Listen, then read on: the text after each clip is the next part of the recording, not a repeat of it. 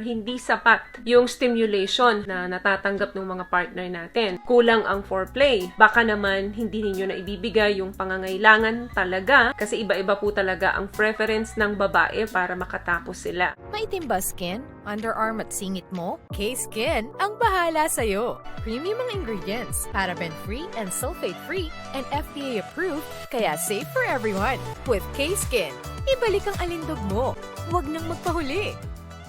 Hi guys! Welcome back to our channel. Kamusta po kayong lahat? Sana ay nasa mabuti po kayo. At sa mga hindi po nakakakilala sa akin, my name is Cheryl Ting. At kung bago lang po kayo sa channel na to, pwede po pong makahingi ng isang favor to please consider to subscribe dito po sa ating channel. And also, huwag nyo na rin po sanang kalimutan i-like and follow ang ating Facebook page official. Maraming salamat po. And for today's video, another request video po. Ang sabi niya is this che. Ano po kaya ang madalas na dahilan bakit hindi nakakatapos ang babae? Sabi ng partner ko after niya mapanood ang video mo, naging honest na hindi daw po siya madalas nakakatapos sa tuwing nagtatalik kami. Buti naging aware ako. Kala ko okay lagi. Salamat, Miss Che.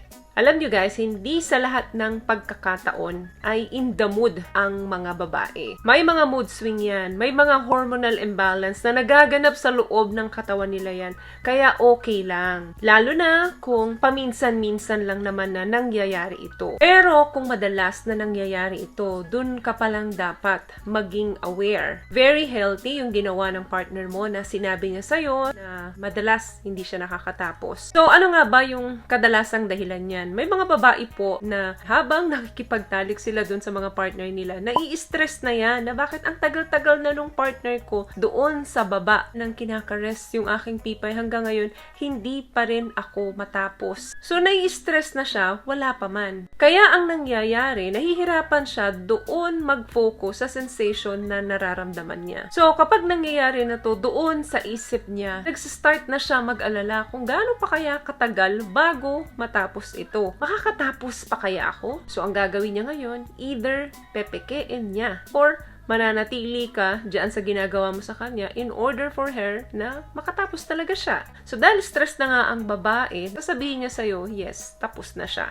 Dahil ayaw niya naman na mapahiya ka or baka isipin mo na hindi enough yung ginagawa mo sa kanya kaya hindi mo pa siya napapasaya. So, ganyan po ang mga babae kapag merong inaalala. The more we think, the less we can relax. Aminin nyo yan, girls. Minsan ganyan tayo lalo na kapag nasa matatagal na relasyon na. Dahil responsibility namin ito sa mga partner namin, pinagbibigyan namin kahit na hindi kami masyado nasa mood. So aside from that, marami pa pong dahilan kung bakit nahihirapan tayo o nagkakaproblema ang mga kababaihan sa pag-orgasm. Pwedeng physical or psychological po yan. Yung ibang common cause niyan kung bakit nagkakaproblema tayo, no, is minsan insufficient or hindi sapat yung stimulation na natatanggap ng mga partner natin. Kulang ang foreplay. Baka naman hindi ninyo na ibibigay yung pangangailangan talaga ng mga babae. Kasi iba-iba po talaga ang preference ng babae para makatapos sila. Number 2, nag-aalala sila doon sa kanilang sexual performance. Baka hindi nila magampanan yung ina-expect sa kanila ng partner nila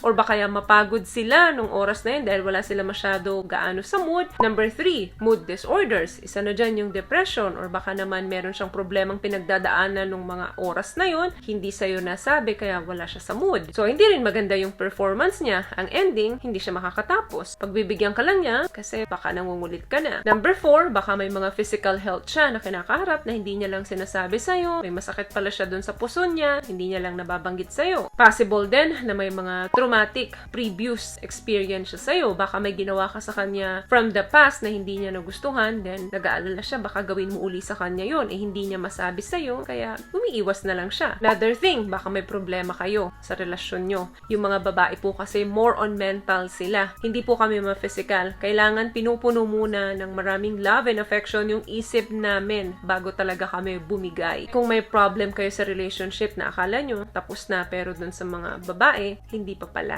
Kaya apektado talaga yung kanyang moods at end up niyan, hindi siya makakatapos. Kasi dapat ang mga babae bago makipagtalik yan at kung gusto ninyong makatapos talaga, dapat clear ang mind niyan para makafocus talaga siya doon. Last one, baka may mga hormonal changes siya or problems like menopause. May ultimo kami, hindi namin minsan maintindihan ang sarili namin, honestly. Kaya dahil hindi namin maintindihan yun, sumisingaw yun sa ibang bagay. Pumapangit yung mood namin or pag nakipagtalik kami sa inyo, hindi kami nakakatapos. Kung meron din pong health condition, like for example, sa mga heart problem, ganyan, maapektuhan po talaga, baka mahirapan makatapos ang babae. Lahat naman po ng nabanggit ko dito ay manageable, lalo na kung aware po kayo sa nangyayari. Alam niyo po ba na 10% ng mga kababaihan ay hindi talaga nakaranas na mag-orgasm sa buong buhay nila. At 10% naman po ng mga kababaihan ang nakakaranas ng mabibilis katapos. Konting foreplay mo pa lang, konting penetration pa lang, nakakatapos na ang babae. So, iba-iba po talaga ang preference. May nahihirapan mag-orgasm, meron namang sobrang bilis makatapos, at meron talagang